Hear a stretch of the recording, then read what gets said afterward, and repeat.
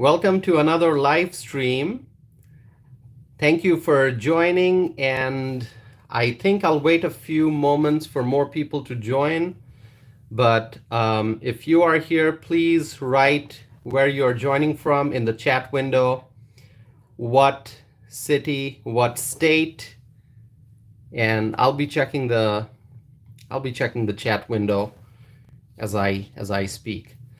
I will start the discussion this evening by talking about the migrant shelter in Pilsen in Chicago. Reportedly, Mayor Brandon Johnson and his administration received complaints about unsanitary conditions at the city's migrant shelter in Pilsen in Chicago. Unsanitary and unsafe conditions at city's migrant shelter. Allegedly, there are not enough bathrooms at the shelter. There is cockroach infestation and lots of other problems. Okay, the first message in the chat window from Terry, South Dakota. Thank you, Terry, for joining. Welcome. And let's see who else joins. I see more people joining here, so maybe I'll wait a few moments. If you're joining now, welcome, and please write in the chat window where you're joining from, what city, what state. And I just want to say thank you for staying connected with my YouTube channel. So what I'm discussing today is a series of problems in Chicago, and in particular, I'm talking about the migrant shelter in Pilsen in Chicago. And there are reports of lots of different problems at that shelter. Not enough bathrooms, cockroach infestation, and other problems. And reportedly, the food being provided is not sufficient. So there are news reports about a variety of problems at Chicago's migrant shelter in Pilsen. Previously at this shelter, now this is important, previously at this shelter, several individuals became sick and people had to be taken to the hospital from this particular shelter in Pilsen. So according to the reports that I'm seeing, the Brandon Johnson administration was made aware of various issues at this shelter.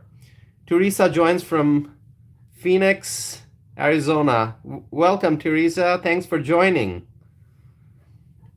Louis from Oklahoma City. Wonderful. Thanks for joining.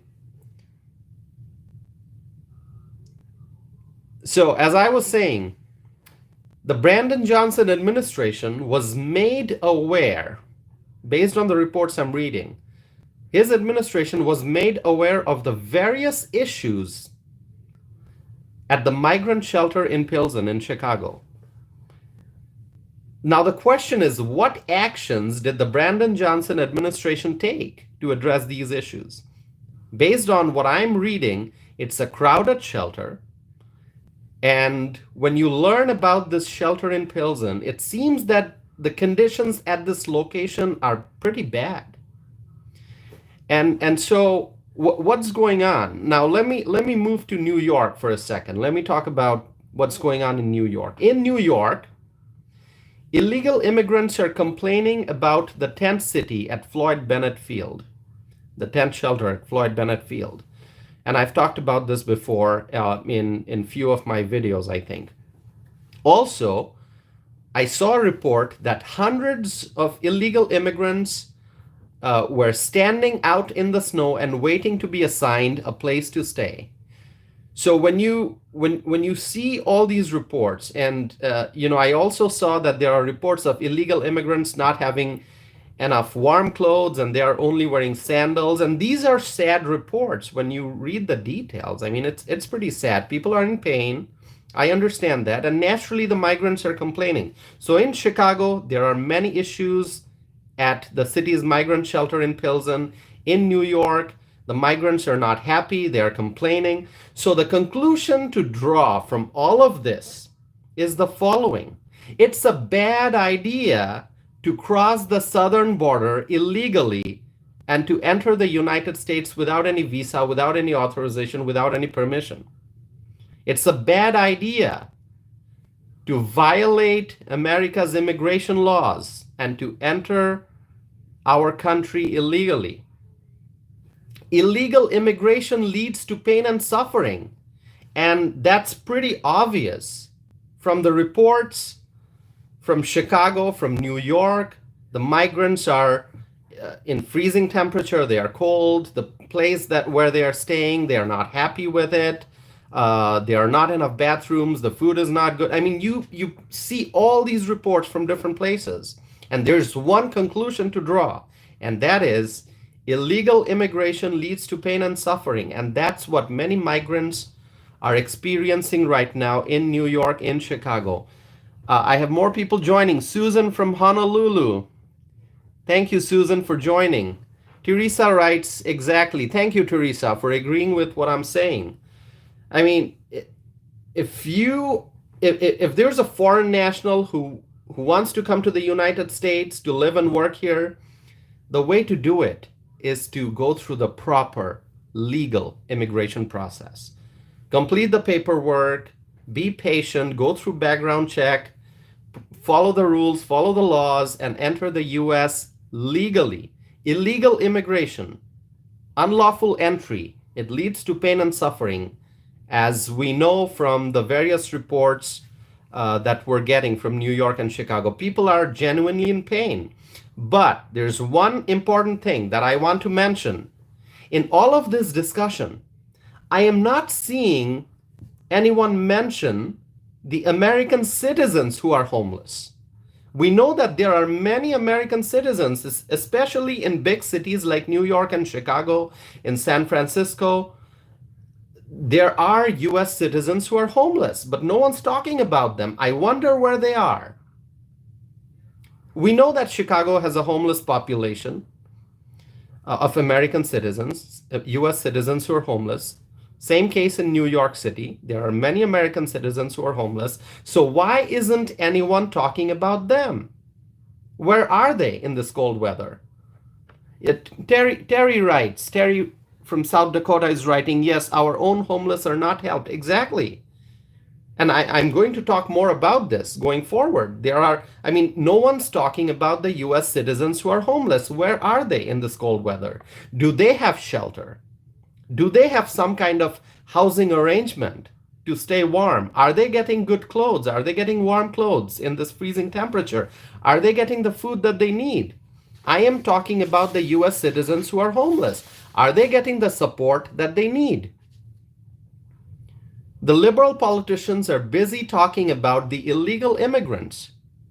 People must talk about the American citizens who are homeless, as well as those who are at risk of homelessness. We know that in this economy, because of Joe Biden and his administration's poor policies, inflation is still high and prices have risen, and there are many people who are living in homes, but they are at risk of homelessness because their income cannot keep up with the expenses and they are struggling financially. So there are many people who are working hard, they are trying to make ends meet, but because of this economic uncertainty, they are at risk of homelessness. So if poor conditions continue in this economy, more people may become homeless. And I'm talking about US citizens.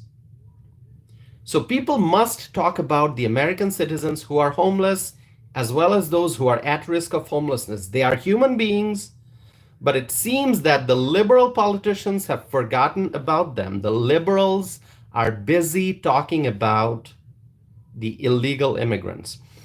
My friends, this morning, I published a video on this YouTube channel in which I talked about New York Governor Kathy Hochul's new proposal to provide $2.4 billion with a B, billion dollars to provide housing, case management services, to cover medical and legal bills, and to provide employment-related services to the illegal immigrants. It's a part of a $233 billion budget. And Governor Kathy Hochul of New York, she wants to provide $2.4 billion to address the migrant influx. And I mean, I couldn't believe it when I saw some of the things that that would be funded with under this proposal. Medical and legal bills, and I've talked about this in my video. American citizens, they find it difficult in many cases to hire a lawyer because it's so expensive to hire a lawyer. And here, Governor Kathy Hochul is talking about providing taxpayer funds to cover medical and legal bills for illegal immigrants. It's unbelievable. Once again, my question is, where are the funds for the American citizens who are homeless? Kathy Hochul wants to give $2.4 billion for the illegal immigrants, but nothing's being mentioned about the American citizens who are homeless. Let me ask you, share with me your thoughts in the chat window. Do you think that the liberals forgot about the American homeless population? Why are they so busy talking about illegal immigrants? Let me pause for a second. I'll take a look at the chat window. And someone writes, haircuts are free for illegals. Haircuts have become very expensive, I think. At least here in Madison, I've over the years, getting a haircut has become expensive. So a viewer just mentioned that haircuts are free for illegals. So yeah, well, the homeless don't vote. Yep.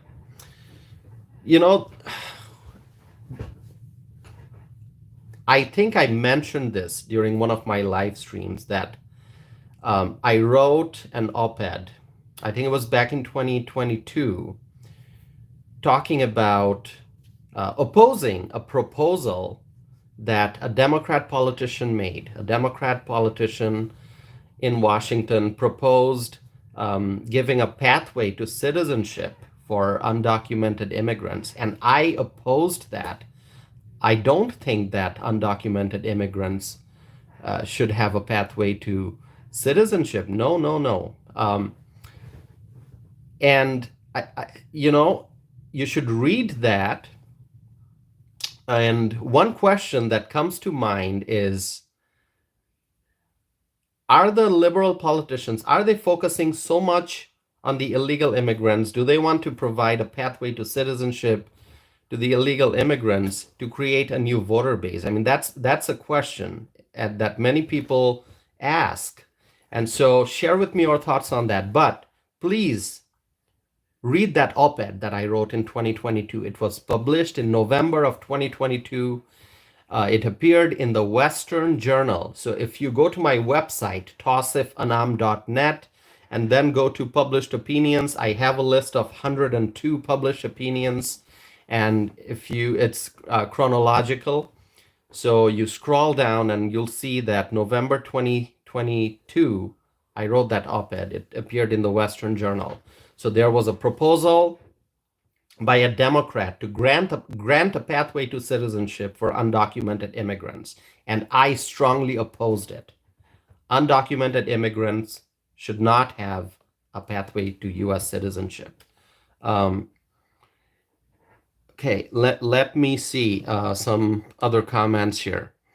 All right, let's see. Okay, I will continue with what I was saying. There's one more important thing that I wish to talk about. We hear about all these dollars being allocated for the illegal immigrants. Tens of millions of dollars. And now we're talking billions, right? Kathy Hochul just proposed $2.4 billion. My question is, how exactly are these funds being spent?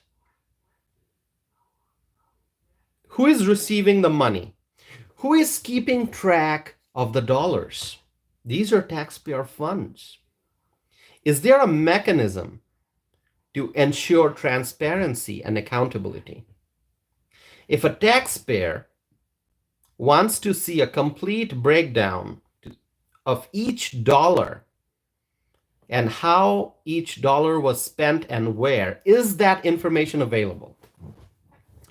Particularly in New York City and Chicago, if a New York City resident asks the government to provide a breakdown of the dollars that all the funds that were allocated for the migrants, is the government able to provide those details? Is someone keeping track of each and every single dollar that's being spent? Where is the money going? We hear about the big price tags, $1 million here, $1 million there, and tens of millions of dollars here and tens of millions of dollars there. But how exactly is the money being spent? It's a simple question. And I think that the taxpayers, the American citizens, have a right to know this. And I am talking about New York City and Chicago in particular. I think that the people of New York and Illinois need to start asking their elected officials for detailed information about where the funds are going. And also ask about the American citizens who are homeless. Where are they? Are they comfortable? The US citizens who are struggling, who are stuck in poverty and they are struggling. Do they have a place to sleep this winter? Are they getting warm meals? Those are questions that people need to ask the liberal politicians, particularly in places like New York City and Chicago. My friends, those are some of my thoughts. Obviously, I want to hear from you what you have to say. So I will open the chat window and see some of the messages. Okay. And thanks to everyone who joined. It's good to see that I have viewers from South Dakota, Arizona, Oklahoma City, Honolulu, lots of different states. I think for a weekday, the 9 p.m. time slot actually works better, I think, for a lot of people. So I had a busy day, and then I decided, I'll come back home, have dinner, and then do the live stream. So I chose 9 p.m. Obviously, it's Central Time. So if you are in a different time zone, let me know if this particular time when I started this live stream, if this works for you. Then I'll try to follow this 9 p.m. schedule. Obviously, it probably won't be possible every single weekday, but I'll try to stick to the 9 p.m. schedule for the most part. And then on weekends, I have more flexibility, so I could do earlier in the day. I could do an afternoon live stream, or I could do maybe 5 or 6 p.m. So Terry writes, still good time for me. Thank you, Terry. I appreciate it. It's good to know. And thank you for joining. So that's all I have, my friends. Once again, I'll mention my website, tausifanam.net.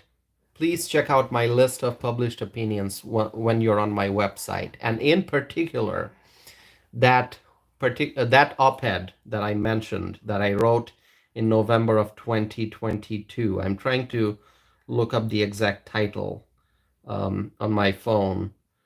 Okay, the title of that op-ed is Reject Democrats' Efforts to Turn American Citizenship into Another Handout. I'll repeat that. Reject Democrats' efforts to turn American citizenship into another handout. Published November 26th of 2022. Please check it out. It appeared in the Western Journal. It's a very important op-ed, and I think you should all read it. So the Democrats definitely, it's pretty obvious that the Democrats are trying to create a pathway to citizenship for undocumented immigrants.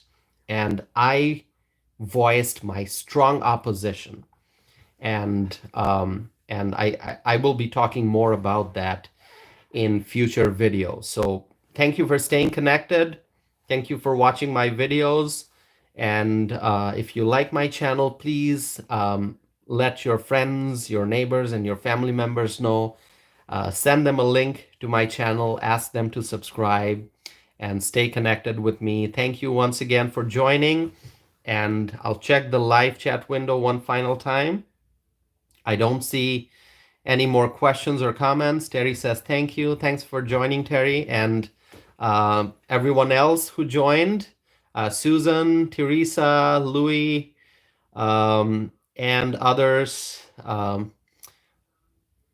Thank you. Thanks for joining. And I'll be back again with another live stream. Have a good night.